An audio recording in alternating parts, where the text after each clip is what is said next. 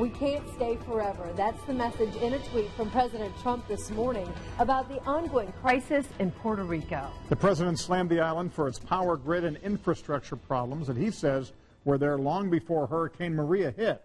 Now, most of the island is still without power, resources are running low, and dozens of people have died. Today, our Emily Longnecker spoke to an Indianapolis CEO with family in that area to see what he's hearing about the recovery. Emily?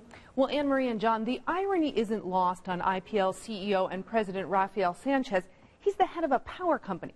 But back in the place where he was born and raised, only about 15% of residents have power. And there's nothing right now Sanchez can do to help. Logistically, it's a nightmare. That's what IPL CEO and President Rafael Sanchez sees when he looks at pictures and hears about the devastation on the island where he grew up. Sanchez and his wife still have family in Puerto Rico, who they just visited in April. Now, some days, they can't even reach them. It's hit or miss. I only know of one cousin who has power. If this was any other group of Americans without power, Sanchez and IPL could help by sending crews and trucks.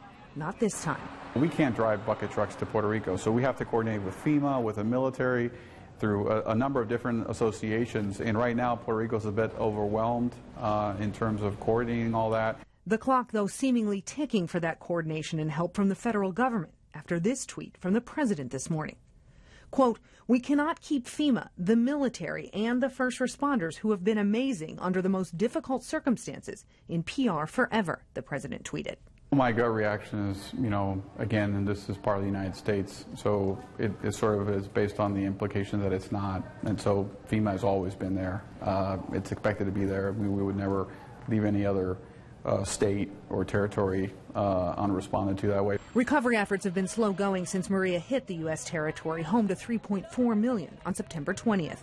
Much of the island is still without basic services like power and running water. Local officials have said they expect the death toll to rise, with hospitals running low on medicine and fuel.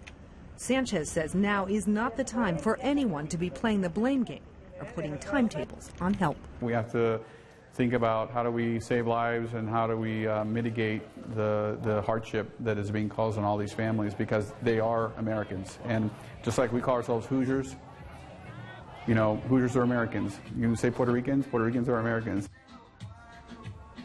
Now, coming up tonight at 6, we'll talk to another Hoosier born and raised in Puerto Rico. She has some unique insight into just how difficult it will be to get life in Puerto Rico back to normal. Anne Marie?